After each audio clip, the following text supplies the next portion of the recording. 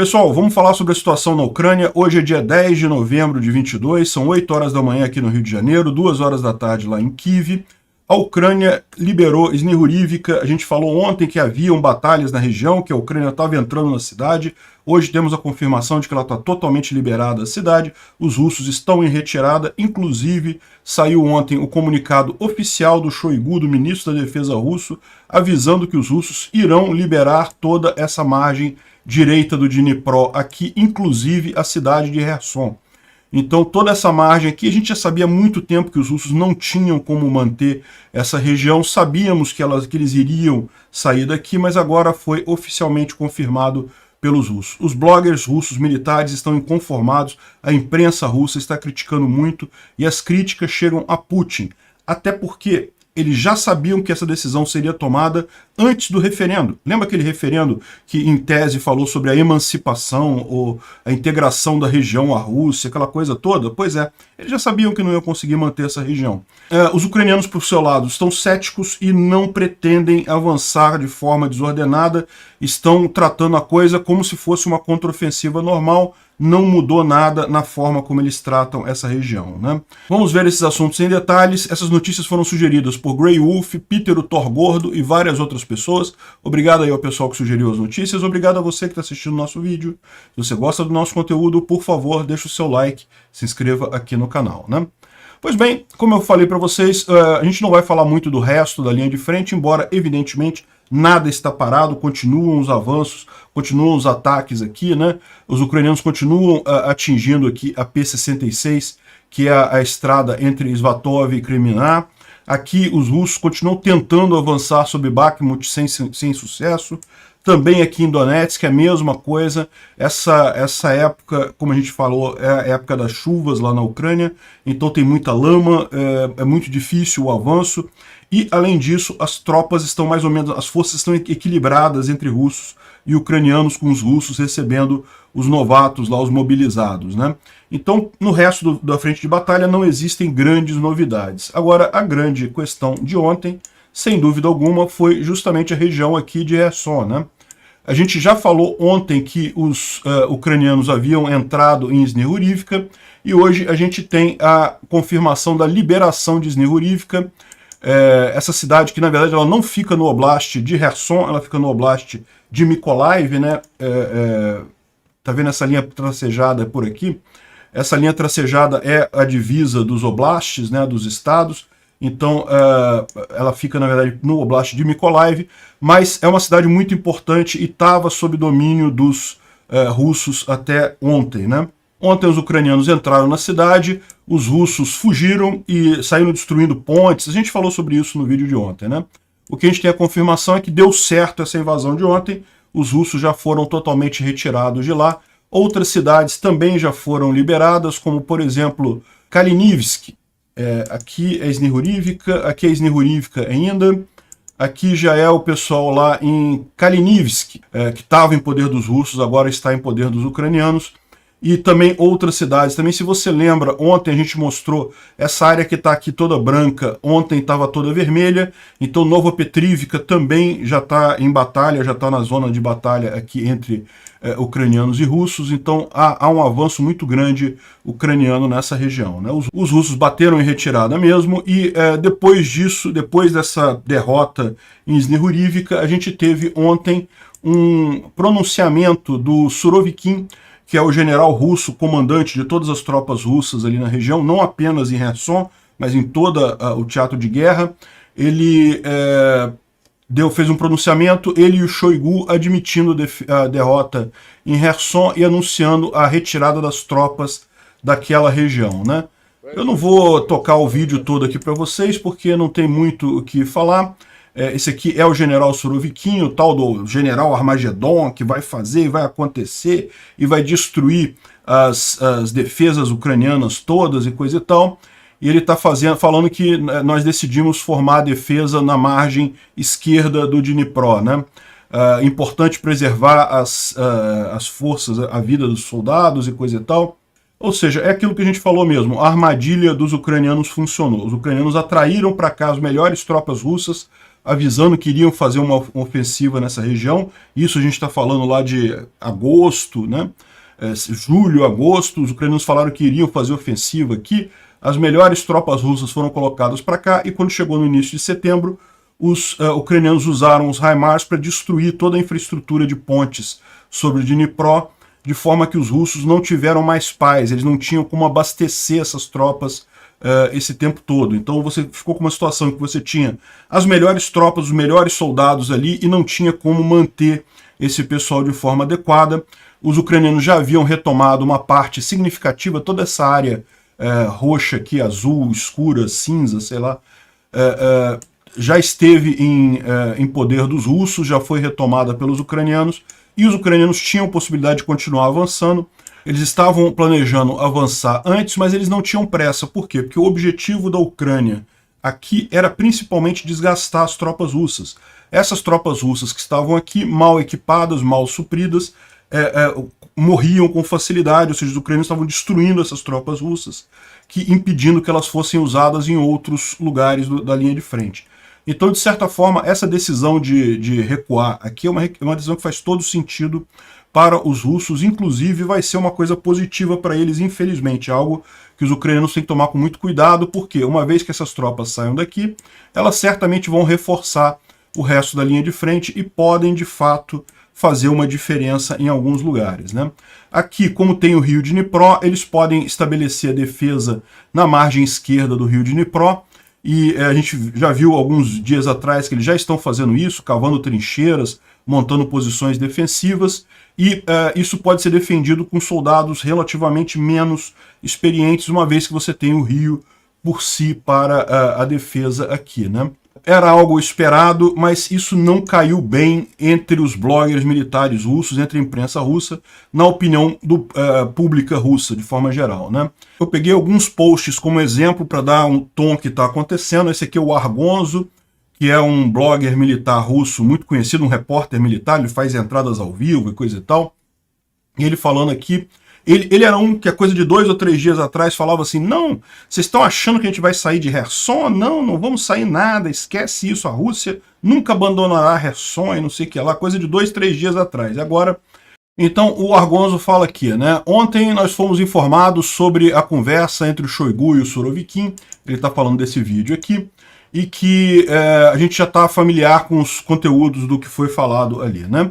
Baseado nas nossas consultorias, hoje nós provavelmente seremos informados da difícil decisão na questão de Kherson, e que foi anunciada há poucas semanas atrás.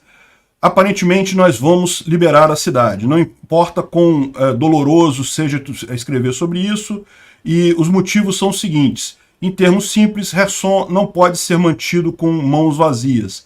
Você não pode ficar mandando echelon onda atrás de onda de novos mobilizados, porque o problema seria o mesmo, a falta de suprimentos.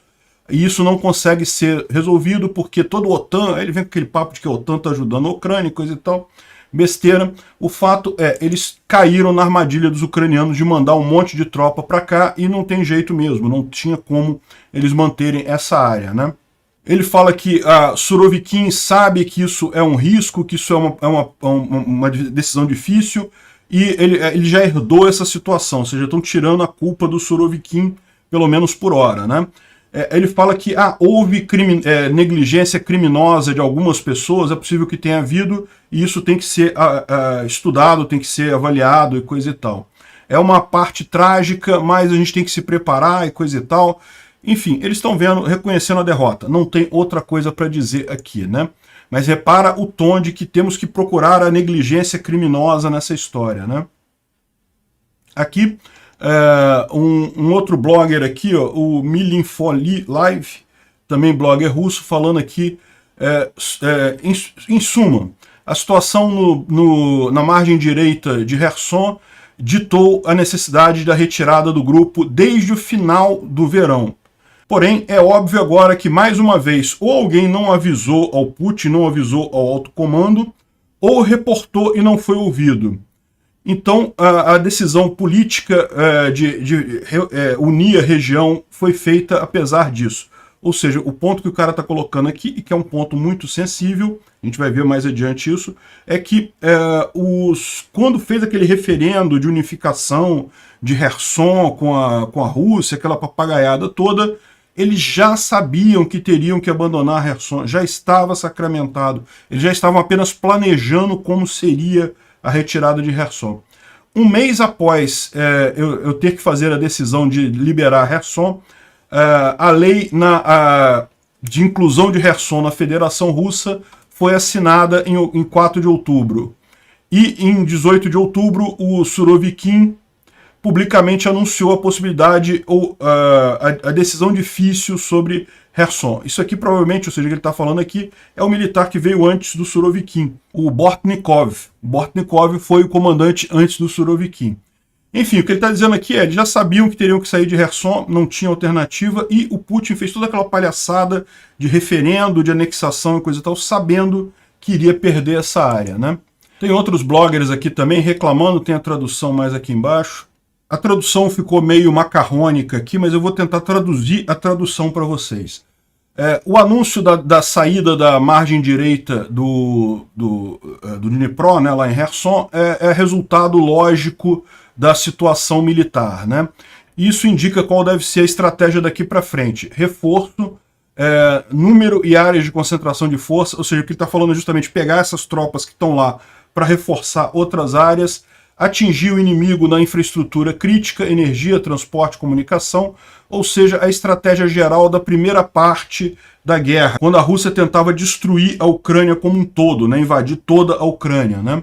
Ou seja, ele está preferindo isso ao invés da estratégia que foi adotada durante o verão e o outono, que era a estratégia de tomar o Donbás apenas, né? Foi gratificante ver que a gente conseguiu fazer os referendos antes de retornar retornar a Nova Rússia, que é aquela região ali dos referendos, né, para a Rússia.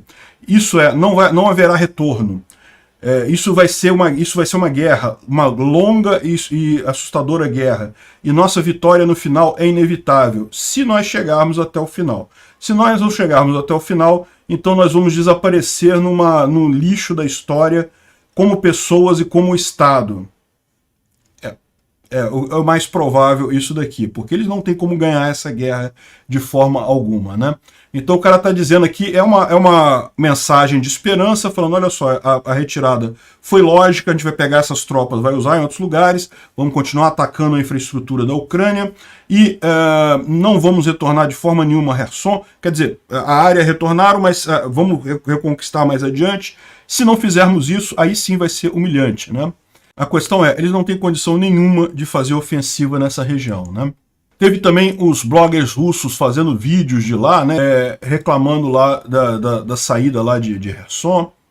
Estão tristes com a saída da tropa e coisa e tal. Mas ressalta que isso é uma decisão política russa, né?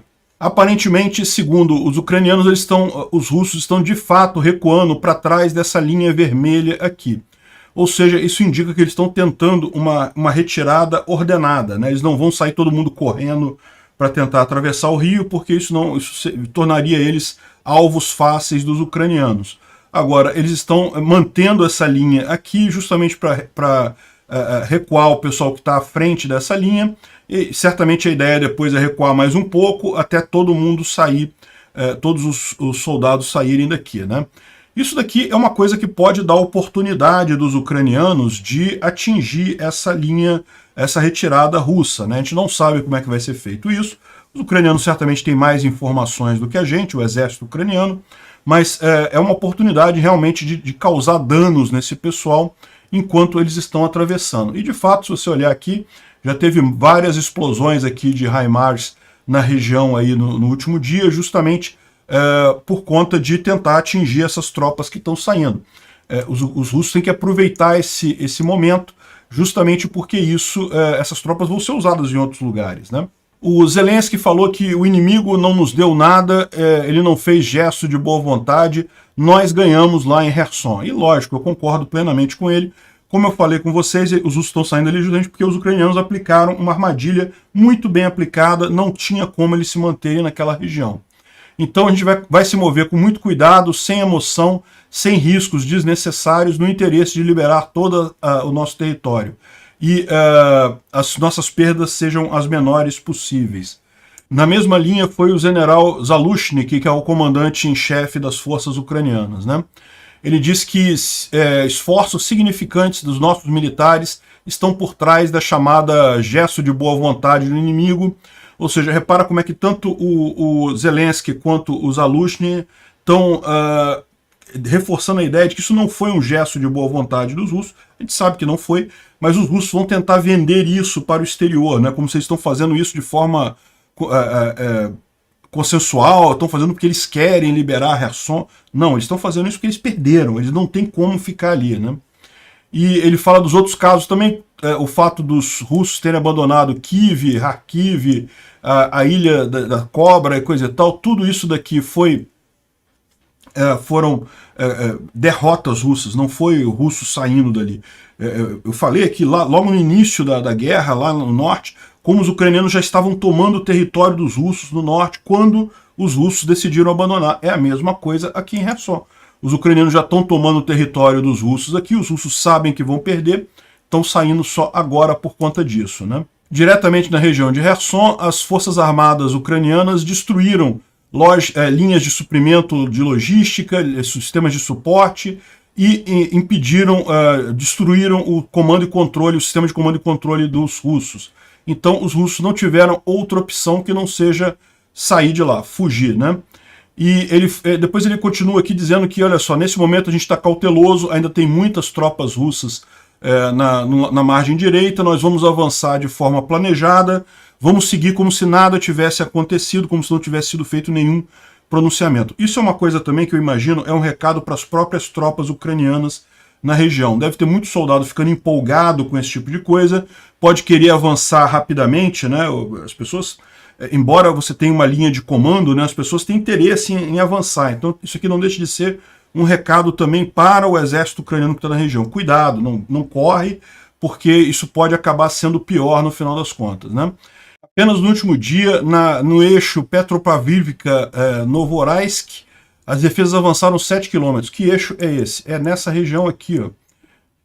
Kherson está aqui, Petropavlivka é perto aqui de Nova Kamianka, é aqui uma região aqui, e Novoraisk é aqui, ou seja, isso aqui é um eixo de ataque deles, eles estão avançando nessa direção e conseguiram avançar 7 km ontem, segundo o reporte dele aqui, né?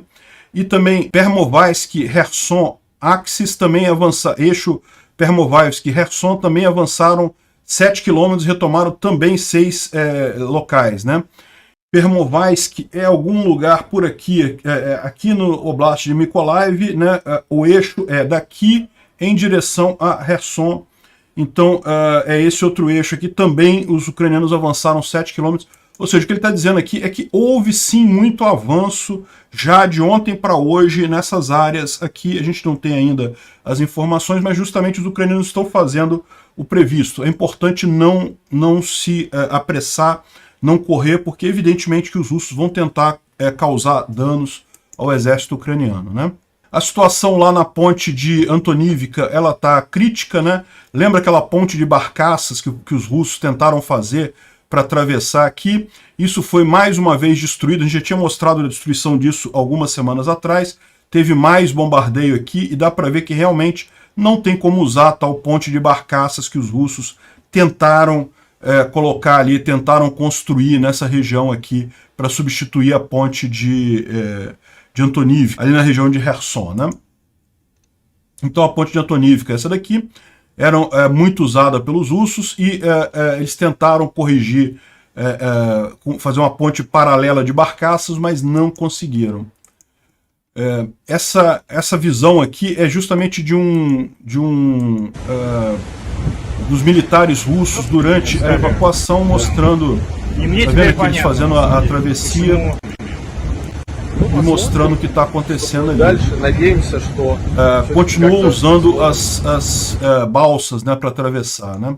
Tem uma outra aqui também mostrando os repórteres, um repórter russo fugindo, o repórter Notes também fugindo de Kherson. E é aquele cara que a gente viu falando antes, né? E aquele falando sobre o dano causado aqui, sobre a destruição da ponte, que foi, como a gente falou, o principal ponto que obrigou os russos, ao final, a saírem dali, né? Bom, outra coisa engraçada que está tendo com essa retirada russa são os memes, né?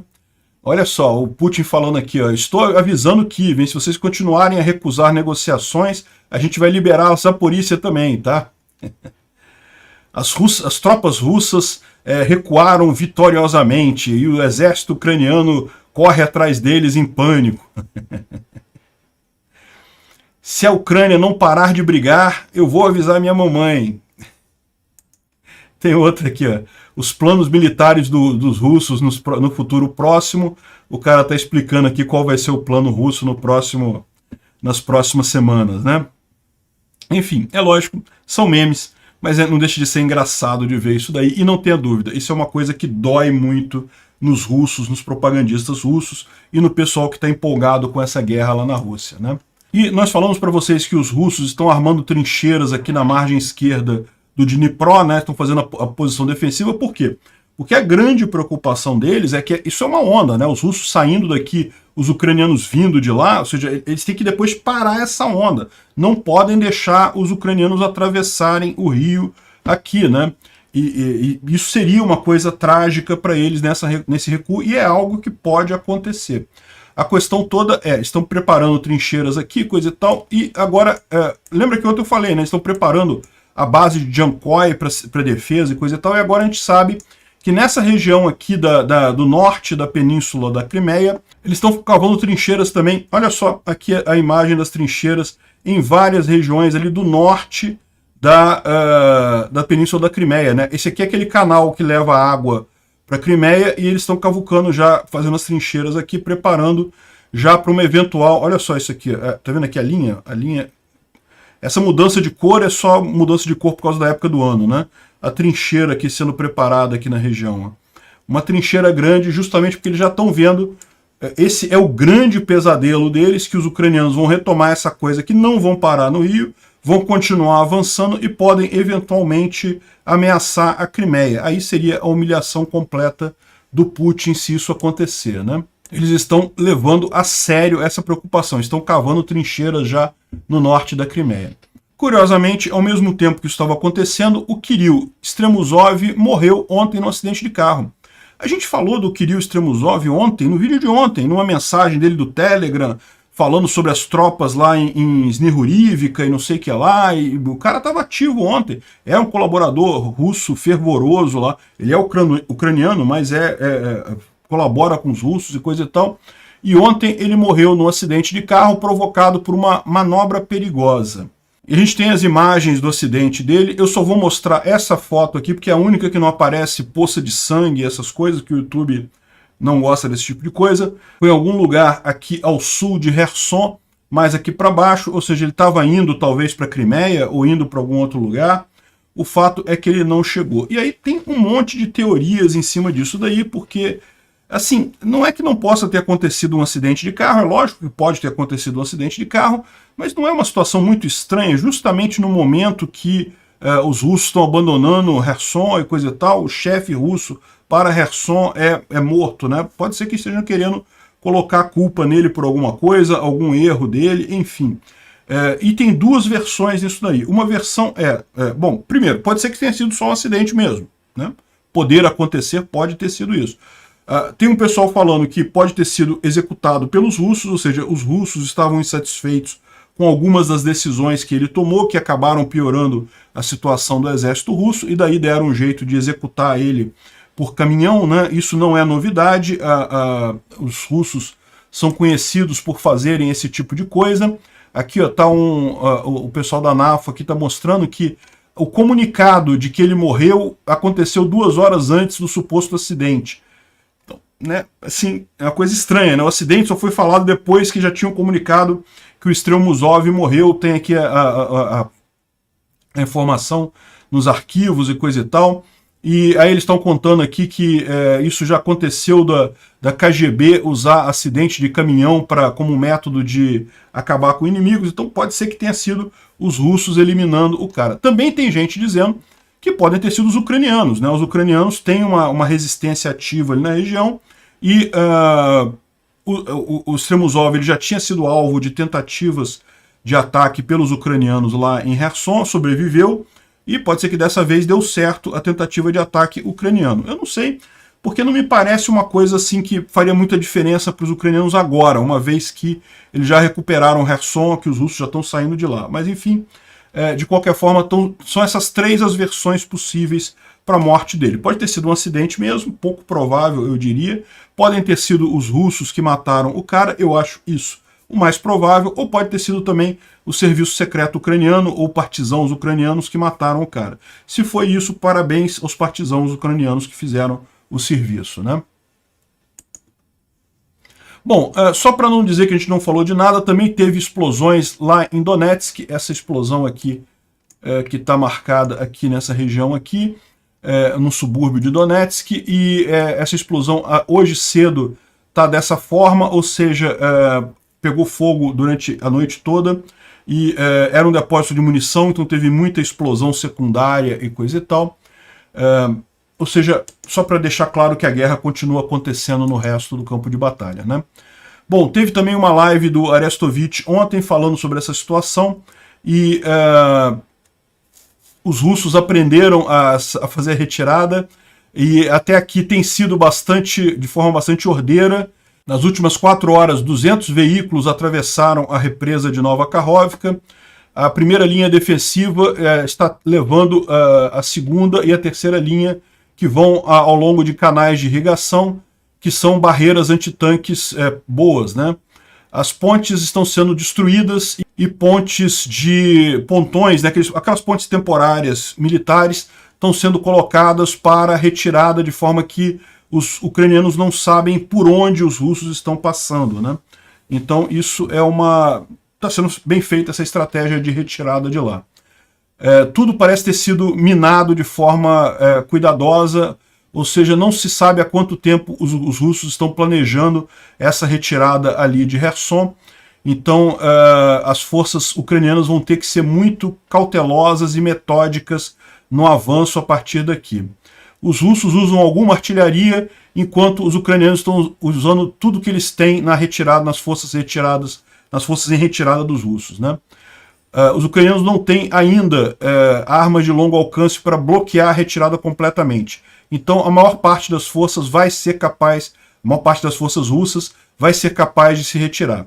Kherson vai ser liberada próximo, mas o tempo exato não é conhecido. Alguns reportes vieram que os russos estão preparando para batalhas na cidade, para causar danos nos ucranianos. Agora, isso seria uma estratégia suicida, então não devem ser muitas tropas russas nessa situação, né? Bom, o impacto disso, Shoigu e Surovikin já anunciaram a retirada devido à incapacidade de manter a região. Então isso não pode ser colocado como um gesto de boa vontade deles, né? Essa é a quarta retirada, a quarto recuo pelos russos, e eles vão deixar o resto dos territórios, incluindo a Crimeia, da mesma forma. A imprensa está cobrindo isso como se fosse uma retirada voluntária, mas é lógico que isso daí é devido realmente à incapacidade russa de manter a região, né? Tem pelo menos 3 câmaras de tortura em Kherson, e a gente vai descobrir mais, a gente sabe que vai ter mais lá, né? Espera-se um grande descontentamento na sociedade russa, a gente já está vendo isso, muita gente criticando o Putin por isso, né? As batalhas podem durar ainda por meses, mas isso será uma fratura estratégica. Ninguém na Rússia agora acredita em sucesso mais. Aí ele fala sobre os outros casos aqui, de Pavlivka, Vuhledar e Volnovka. Os russos reportaram 300 mortos dos marines, a gente falou sobre isso há uns 2 dias atrás. Aproximadamente 5 a 8 batalhões russos entraram em Pavlivka, enquanto os ucranianos não abandonaram as posições. Então algumas brigadas ucranianas chegaram e acabaram expulsando todos eles. E agora nós estamos buscando os que sobraram na retaguarda, né? Isso é uma posição estratégica para a Rússia, porque Volnovka está apenas 36 quilômetros além, né, e contém a última ligação rodoviária para suprir o sul, né? A outra era a ponte da Crimeia. Se os russos perdem 10 quilômetros, a linha passa a ser, pode ser atingida através de nível de artilharia de fogo. Então, a gente falou sobre isso já, eu já tinha avisado isso, que esse é o grande problema dos russos ali na região. Essa falha, a Pavlivka, foi a última gota para a decisão de retirada de Kherson. Por quê? Eles estão precisando de tropas boas. As tropas boas que os russos tinham estavam todas em Kherson. Oficiais russos pediram negociações hoje, no momento que a decisão de liberar Kherson já era conhecida. Ou seja, os russos precisam negociar. Eles sabem que eles não conseguem se manter militarmente ali, né? O Instituto para Estudo da Guerra também fala sobre a questão do recuo lá em Kherson e que isso vai ter certamente um baque, principalmente psicológico, na Rússia, né? Ou seja, a Rússia continua perdendo território, não consegue manter o que conquistou, como a gente falou isso na época, lá em agosto, julho, eu falei, olha, a Rússia não consegue manter o que ela conquistou, ela não tem condições de manter, vai perder tudo. E a gente está vendo isso acontecer agora, né? E como está falando o Instituto para Estudo da Guerra, a grande questão é essa, o quanto de abalo na opinião pública, nos russos, vai acontecer em função dessa decisão. E aqui os jornais de hoje não deixam por menos, falam evidentemente sobre o dito pelo Surovikin e o Shoigu, e diz aqui ó, que o nosso sistema ele é definido para buscar por um grande líder. As decisões do grande líder não podem ser discutidas. Ele não pode fazer erros, porque não há mecanismos para corrigir os erros. Ou seja, isso aqui é uma crítica chegando no Putin, né? Ou seja, no final das contas o pessoal está vendo que tem um culpado dessa história toda, e o culpado é quem iniciou essa aventura absurda de tentar invadir outro país sem nenhuma lógica, essa decisão. O Putin também anunciou oficialmente que não vai participar do G20. Ele diz que quer proteger o presidente de tensões durante o G20. Todos os demais presidentes avisaram que não iriam tirar foto com ele, não queriam aparecer com ele, ia ser constrangedor o Putin lá, então eles falaram que ele não vai na reunião do G20. O Zelensky vai. Ele foi convidado, mas vai participar via teleconferência. E só para complementar aqui, deixar o registro, eu critico a Jovem Pan quando ela fala besteira, faz reportagem a favor dos russos. Deixa eu fazer também um elogio aqui. Essa reportagem me pareceu bastante razoável, bastante neutra, né? Rússia recua diante da contraofensiva da Ucrânia e ordena a tropa que deixem a cidade de Kherson. E aqui ele explica realmente o que a gente falou aqui, que no final das contas o que aconteceu ali não é que a Rússia resolveu sair, ela não tinha alternativa.